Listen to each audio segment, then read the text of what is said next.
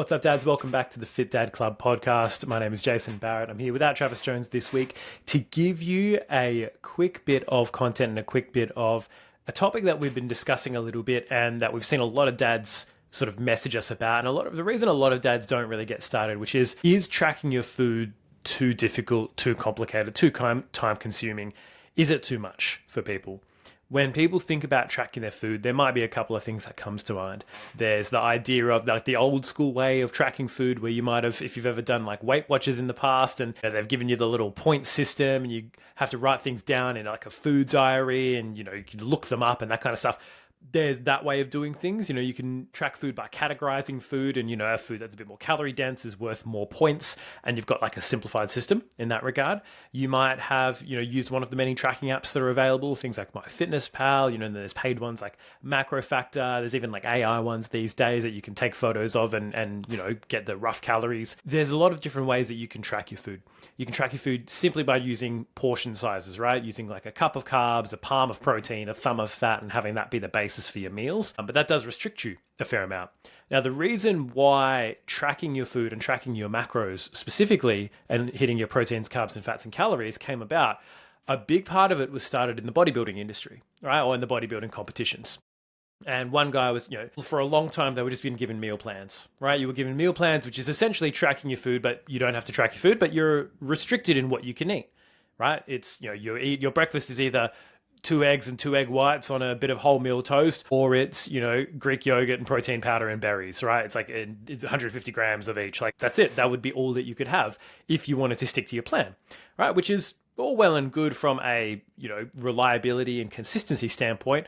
But after a while, it gets fucking boring and it doesn't give you or teach you any agency. That's not really what bodybuilders needed, right? They were trying to get really lean for a competition and they were trying to follow all the instructions so that they could look the best on show day. Like, that's all that really mattered. And in the old school bodybuilding forums, there's a guy who was like, what if I could trade my, 40 grams worth of carbs of rice for 40 grams worth of carbs of sweet potato, right? And then the phrase came about, if it fits your macros, then eat that shit. Right. And that was how it kind of started. So IIFYM was one of the original sort of acronyms for this style of dieting, nowadays more so known as tracking macros or flexible dieting, which is if it fits your macros. So if it fits your macronutrient needs, which is your proteins, your carbs, your fats, your calories, then eat it.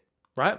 And what this allows you to do is it allows you to make substitutions in your food that you might not be able to make if you're following a meal plan or if you're following a more dogmatic approach, something like keto where you're carnivore, where you can't have anything that's not, meat-based, you're not having any grains, you're not having any carbs, whatever it might be. So that's all well and good, but I personally have managed to do keto and still not lose weight because the non-carb things that I was focusing on, I was eating, double quarter pounders without the bun, right? This is very early in my journey. Double quarter pounders without the bun, pork belly. It's like, oh yeah, more fat, the better, right? Because it's keto and you just go into fat burning mode. No, I managed to fucking gain weight doing that because I focused on the wrong things. And you can easily do that if you're not aware of the overall principles. So number one principle when it comes to fat loss is calories in, calories out, right?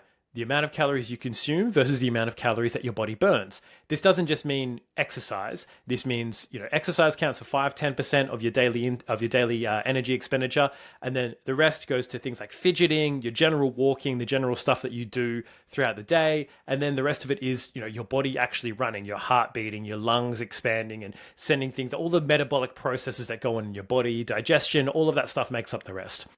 So that is the calories out portion. That is the energy that you're burning. It's more so just from your day-to-day living life in your body than it is the intentional exercise you do, although that does play a role and does help. Calories in, calories out is fundamentally the way that you lose body weight, right? Our goal is obviously to lose body fat. The way you do that is by having more specific targets in regards to your protein and making sure you're eating enough protein because protein is made up of amino acids, which are muscle sparing. They keep your muscle mass around. They signal to your body that, hey, this stuff, it's the building blocks of muscle. Hey, this stuff is important. Let's keep it around for longer. It has a muscle sparing effect. It also has a higher effect on the thermic effect of food or your digestion. So it takes more energy for your body to digest and process protein than it does carbs and fats, which are a lot more easily assimilated because we use the essential fatty acids, we use the essential carbohydrates as well in those forms. Which is great, right? The more you eat, the more you tend to burn, right? Which is great, which is why protein is so important. Keeps your muscle mass around, which means you lose fat instead of muscle, and you end up feeling fuller, you end up also burning more calories from your food, which is awesome. That is why protein is so important. So protein being the main macronutrient, then there's a minimum target of fats you'd want to hit, maybe at least 30, 40 grams of fat per day. You don't want to go super low fat because fatty acids are very important for your body. There are essential fatty acids that your body doesn't produce on its own, but there are also fat-soluble vitamins and minerals that require, to be dissolved in fat in order for your body to assimilate them. And there's a lot of little unique interactions like that. Like if you want to absorb more iron, having vitamin C before you have iron, like an iron-rich meal, is really important, which is why when we have kids that really need their iron, it's important that fruit and meat, they don't pair that well together typically, but having some kind of source of vitamin C before they have an iron-rich meal will help them absorb it better. So there's a lot of those little interactions. So it's important you have your fats, and then usually you just fill the rest with carbs. Now, where your fats and carbs sit, as long as you're sitting above that fat threshold, doesn't really matter. Like I do recommend carbs for energy, especially if you're doing a lot of cardio-based workouts like running or stuff like that, because you will need those energy sources and they do help you within your weight training as well if you're doing that. But that is what makes up your macronutrient spread. That's what makes up your macros. Is first you start with the calorie target, which is putting you in enough of a deficit based on your energy expenditure that you lose the desired amount of weight. The bigger the deficit, the more weight you will lose, right? And the more body fat you have to lose, the bigger you are, the higher of a deficit you can usually get away with and still mainly be losing fat, right? We're looking to lose about 1% of body weight a week on a relatively aggressive fat loss plan, right? To get you where you want to be. If you're 100 kilos, that means about a kilo a week. And for most people, that means creating a deficit of about 7,000 calories just over per week, which might mean you need to eat in a calorie deficit of about 1,000 calories a day from what you're burning to what you're eating. Right, it's a complicated way of doing it. Obviously, we do that. There's plenty of macro calculators out there. But the number one way that you know this is by tracking your weight, tracking your food, and going, what is the result? Because the more information that you have, the more power you have, the more agency you have as just an individual. You have the ability to choose what goes into your body. You have the ability to recognize, all right, on average, last week I ate 2,200 calories. And on average, my weight didn't really change. I didn't see any dramatic shifts. 2,200 calories is probably around my maintenance, right? And you 2 weeks is usually a pretty good snapshot of data. And then you go, all right, well, if I want to lose weight, now I need to eat maybe 20, I was going to say 2,000 or 1,900. Let me see what result that has on my weight loss. Oh, I'm starting to lose weight. Okay, cool. I'm going to hold at this level. And by tracking your food, the first thing it gives you is it gives you power. It gives you information, which is power, which is knowledge, which is I now know how much I'm intaking. I know how much I do need to eat in order for me to lose weight. It's not a magic thing. It's not, oh, it's because I ate too many carbs. Oh, it's because, I drank a little bit and that drinking is going to mean that I can't lose weight anymore. Or there's so many other different factors. It's not because of those. It's because you were eating too much, plain and simple. Right now, there are things you can do to increase your expenditure as well. You might up your steps from 5,000 a day to 8,000 a day, and that could be the difference that then gets you losing weight. All you've done is increase the calories out, so you're now eating in a deficit, which is great. But all it does, it gives you information, right? And that information is so important. Because the more information you have, the more empowered you can be about your choices. You're not stuck in the social media landscape of, oh, this is terrible for you, seed oils, there's inflammation, blah, blah, blah. All of this other complicated shit that is basically designed to distract you, to get you to buy this cunt's ebook or his fucking plan or whatever it is there, where he sells you the secret recipe and the secret method to losing weight without having to track calories or this and that. Just cut out all seed oils and processed food. It's like, well, that's what 90% of people eat, that is relatively calorie dense. You're going to be left with like lean meats and vegetables. Fucking surprise, surprise. You eat mainly lean meats and vegetables. You're going to cut out a lot of calories. You're probably going to fucking lose weight.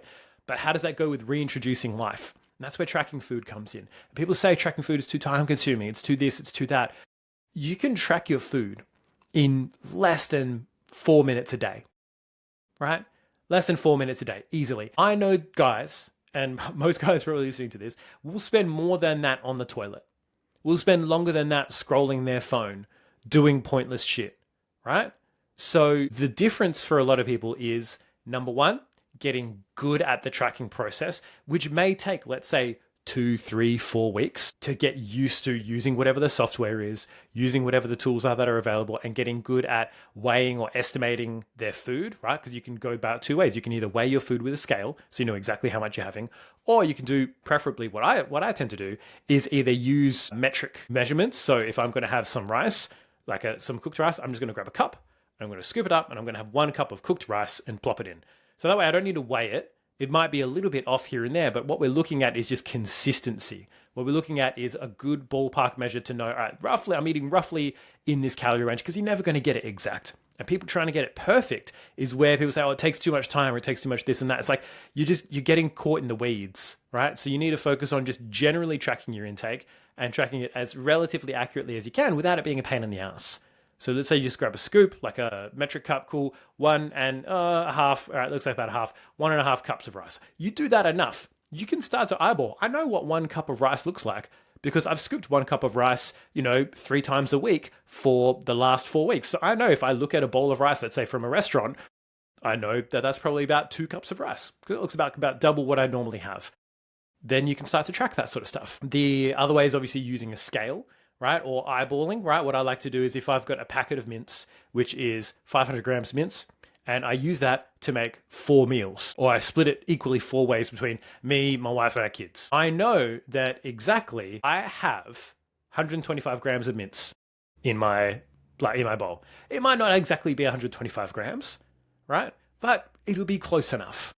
So you don't have to go overly complicated. You don't have to go weighing every single little thing. And, oh, my wife uses all these different ingredients. It's like, you don't need to fucking weigh how much cumin or pepper or salt she's put into it. It's like, oh, did you use like canned tomatoes? Oh yeah, cool. Canned tomatoes. I might track like half a can of that because we used 2 cans and I had a quarter of the whole meal. So you're just doing these simple mathematical breakdowns of just fractions, right? I'm having a quarter of the meal, so I have a quarter of whatever the total ingredients are. My personal ethos is to not track things like vegetables that aren't starchy. So, obviously things like potatoes, pumpkin, sweet potato, that sort of stuff I do tend to track. But when it comes to, carrot, celery, onion, fucking garlic, broccoli, lettuce, I don't bother tracking any of that stuff because I have a relatively consistent amount and it's not going to add that many calories. So as long as you're consistent in how you track, it's all good. You put in a splash of oil for whatever you use to cook, and that's tracking a meal. That does not take long. Once you get good at using the tracking software, whatever it is you're using, 2 to 3 weeks, 4 weeks of consistently using it. And the second sort of key to this is having relatively consistent meals. I'll have the same breakfast every day, so I know exactly how many calories are in it. I could save it as like a meal, hit the plus button, cool, it's already tracked in my day. My breakfast and my lunch are always pretty similar, and then my dinner is a bit of a wild card, but it's usually some kind of rice or noodle that I can scan the back of the packet of, or I can, roughly add in and have a look at the back of the packet and go, oh, 1 serve is, 350 calories. It's about 50 grams of carbs. All right, I'm going to pop that in. These little hacks and these little things that you can do over time will give you a lot more knowledge of food as well. The problem is a lot of people expect it to be really easy or really simple or just to not have to use their brain at all. But the whole point of tracking is to use your brain. The whole point of tracking is to start to bring intention and awareness to the food that you're eating so that, guess what? Like one of my clients did over the weekend, he had a couple of beers, he had a couple of extra, a bit of extra food than his fat loss plan would have asked for. But he did it intentionally. And he said, I know that by eating this, I'm going to be over by about this, so I can either make up for it during the week. Let's say he was over by 600 calories. I can just drop my week down by 100 calories a day for the next 6 days, and I'm back on track, perfectly on track with nothing wrong. Or he could have even gone in and gone, all right, I'm going to pre-track a couple of beers, see what that looks like within my day, and mold the rest of my day around it so that I can still hit my goal. And guess what? I've got this amazing result where I'm still eating the same amount of calories, I'm hitting the right amount of protein, but I fit in a couple of beers and I fit in a slice of pizza. Yeah, I might end up a little bit hungry, but I'm still on track to hit my goals, and I didn't have to sacrifice, the thing that I wanted to do. That is the beauty of the flexible dieting or the macro tracking approach. It gives you the freedom and the ability to then know what is in food, but too many people are not willing to take the time to look at the back of the packet and go, all right, well, how many serves is in this? It's 1 packet of chips. Oh yeah, this should just be 1 serve. Look on the back, it says 100 calories per serve. Yeah, there's 4 serves in the fucking packet. Oh shit, turns out it's 400 calories. Like, these are the little nutritional literacy or nutrition IQ things that we try to teach so that you're not blindsided by marketing. You're not blindsided by, the food companies trying to tell you something's high protein when it's like 4 grams of protein and 20 grams of fat. Making sure that you have the knowledge that's available, but it comes with, number 1, a little bit of intentional practice and intentional awareness around your food, and being willing to sacrifice that couple of weeks of maybe it taking 7 to 10 minutes a day for you to track your intake. If I could tell you that in 10 minutes a day maximum, you could start knowing what your intake is, losing weight, losing body fat because of that 10 minutes a day. You'd be like, oh, that's a miracle. Well, guess what? That 10 minutes a day also just requires you to change your portion sizes a little bit. It requires you to bring awareness to the food that you're eating. And if you eat relatively consistent meals, that will make life a hell of a lot easier for you. But we also want to get good at substituting, at being flexible, because that's the way that we're able to, go out and have family dinners with our family, the way that we're able to go out with friends, go out with mates and have a beer here and there and go, all right, cool, I'm going to input it in, see what it looks like. All right, well, I'm going to have just no rice with my dinner tonight and just have the protein and the veg, because I know that I'm going to have a beer or a glass of wine or a glass of whiskey or whatever it is, right?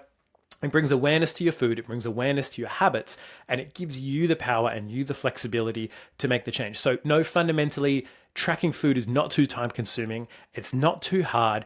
It is all a relative effort, right?